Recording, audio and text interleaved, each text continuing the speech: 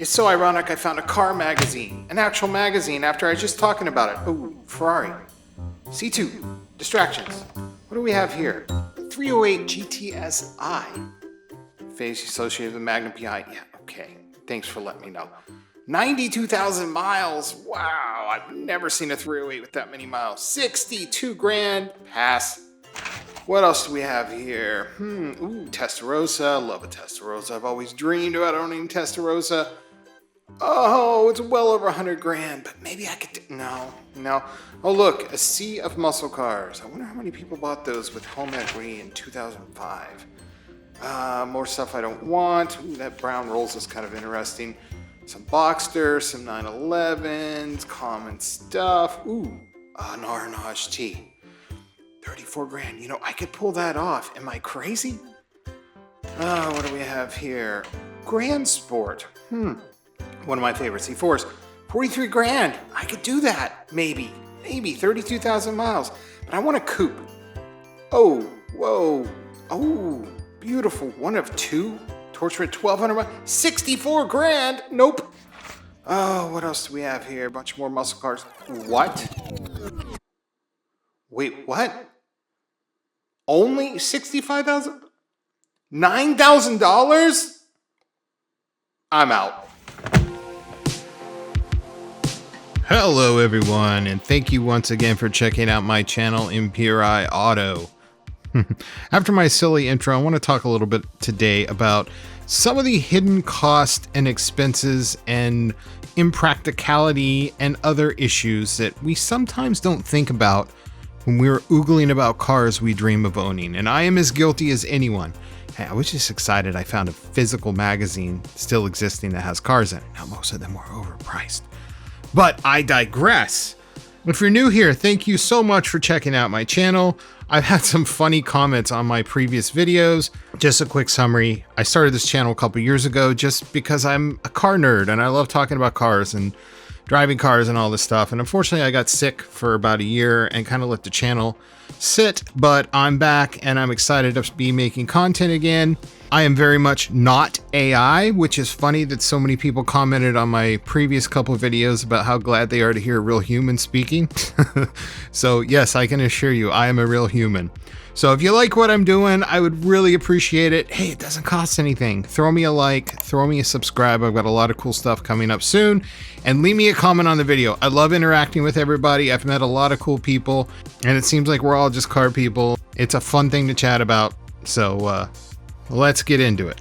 So the first thing I want to talk about, and now these probably are all pretty obvious, but I'm going to reference back to what I just said, that I know all these things, but yet I still look at cars all the time and be like, yeah, I could do it. I'm going to do it. I'm going to buy it.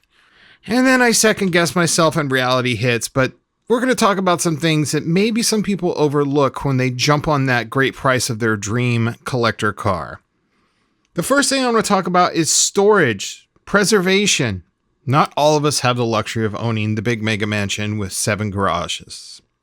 Now, if you do, more power to you. I do not covet. That's awesome. Some people have toy garages. In fact, in my area, it's a new trend that they're building toy garages. A place where you can store your boats, your cars, you have a little loft. I thought to myself, that would be really cool to make a YouTube studio in there. But we're a long ways off from that with my little channel. I'd say a good majority of people that own a house like myself probably have a basic house with a 2-car garage. I'm very fortunate to have that, but you should see all the crap in my garage. I couldn't fit a car in there, and with 2 cars in the family, that ain't happening anytime soon. And then some of us live in apartments, condos, places where you have to park your car on the street. I'm going to throw some pictures up right now. You know, it's a very common thing in Southern California, like the mecca of classic car culture, that a lot of these people that live in very nice, expensive condos and whatnot have to park their babies out on the street, open to the elements. Risk of getting damaged. Now, thankfully, they're in climates where they don't really have to worry about rust and things like that. These are all things to think about, you know, and you don't want to just leave your collector car outside exposed to the sun because it's going to destroy the paint and humidity. If you're in a humid area like I am in South Florida, it just wreaks havoc. So that's something you seriously need to think about. If you're going to take the big leap to buy your dream car, think about where you're going to put it. And maybe factor in that cost that you might have to buy or rent another space to keep it. Next one is kind of obvious, but maybe not so much because I've done silly things like this, and I'll tell you a quick funny story. I'm not going into my main businesses so much, but my day job, I have to haul equipment to certain job locations. Stupid me decides to buy a small, now it wasn't a coupe, but let's just say it was a small sports sedan. And not the wisest choice, but us car people do stupid things sometimes. So that leads into lack of practicality. Now, again, in most cases, these cars are going to be third, fourth cars for people. But there are some of you out there that are going to buy that dream classic, a C4 Corvette. I can make it work. And that's your only mode of transportation. And you need to go make that Costco run. Yeah, not what you thought it was going to be, huh? So I'll keep this one quick. Lack of practicality. Many of them aren't comfortable. A lot of them are not safe in modern traffic. Let's be honest. They're not efficient for everyday use. I'm not going to get into emissions and miles per gallon and all that stuff, but they do mostly get poor gas mileage depending on the year in the car. You also may have questionable reliability, which might not be the most practical daily driver, but we'll get into that in a little bit. The third thing, this one I don't think about probably as much as I should. Insurance. Now, I have a very good friend that works in that industry, and we have many discussions on cars almost weekly, and he brought up a very good point. And I'm not going to get into specific names, models, insurance companies, but those one-off special run cars that might have like a hand-woven special carbon fiber front lip and this and this and this and that. Well, that one-off carbon fiber front lip might be a $20,000 part in some cases on exotic cars.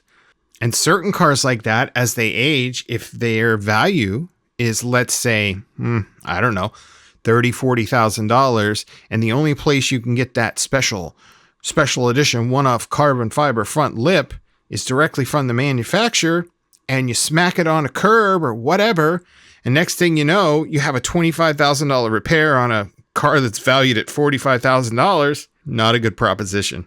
Insurance can be expensive.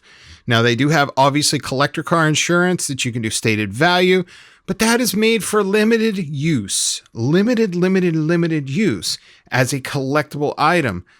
So if you state that you're going to actually be using the car more than just a collector weekend car shows, that kind of thing, either the insurance is going to be crazy high or they might not even insure you. So these are all things you need to think about before you buy that one-off rare so-and-so that you can't find parts for if, God forbid, anything ever happened. So something to think about.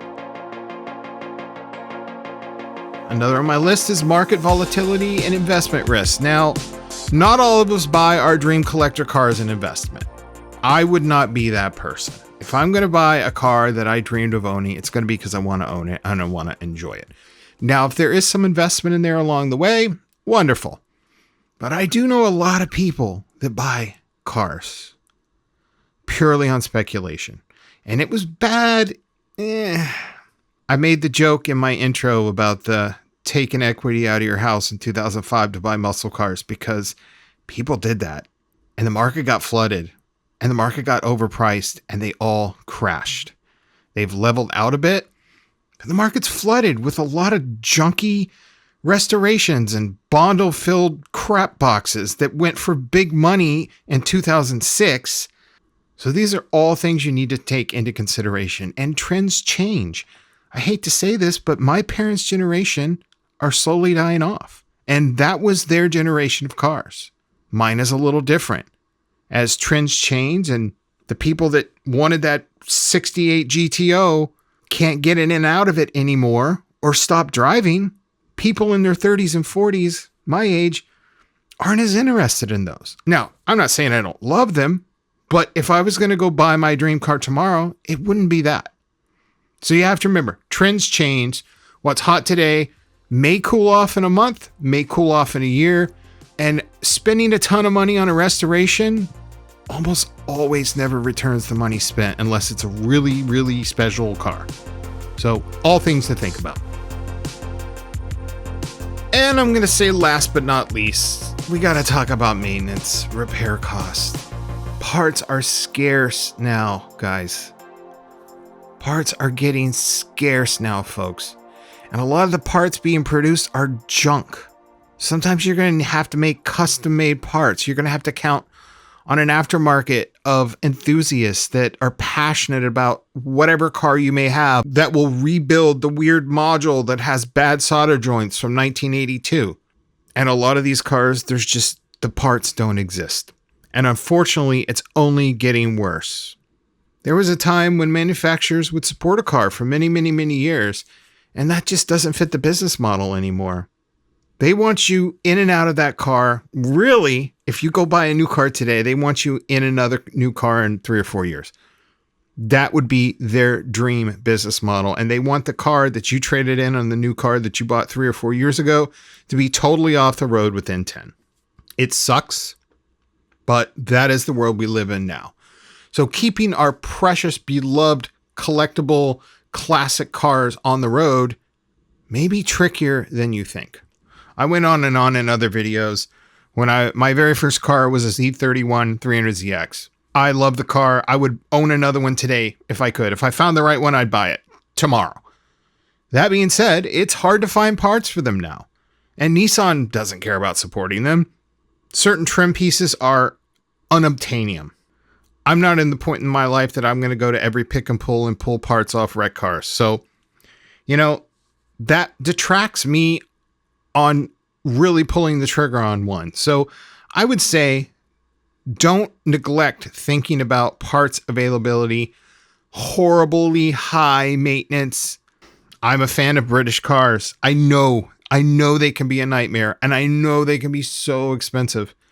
There's a reason you see Rolls Royces and Bentleys that were $200,000-$300,000 when they were new, for 20 grand, 30 grand, because the maintenance. Now, those you can actually get parts for, ironically, because there is that 0.1% of the population that have the money that own those cars, and they don't care. They'll put 20 grand a year into their 2001 Rolls Royce. Good for them. I love it. I unfortunately am not in the position to do that. So every time I see one of those bargain Rolls Royces, and I think we've all seen Hoovy and a lot of other YouTubers do silly stuff with that. It's good content. But in reality, if you wanted to own one, you better buckle up. So that's just some overall thoughts. Not a real long one today. I've been thinking about this for a while. I think, again, I'm one of the idiots that wants to buy everything in the world I see on Marketplace that I think is a good deal, and I don't think about any of those things I just mentioned in my frenzy to think, oh, we got to buy this. But look, it's such a good deal. Yeah, well, that's not always the case. So anyway, I hope you guys have a wonderful day. Thank you so much for watching. And like I said, if you like what I'm doing, please throw me a like, throw me a subscribe. It would mean a ton. Leave me a comment. Oh, and apparently there's a new thing called hype. I don't really know how it works, but if you can throw me some hype on the video, that would be cool too. I don't know what it does, but everyone keeps talking about it in the YouTube world. So throw me some hype, people. Thank you all so much for watching. We'll see you soon.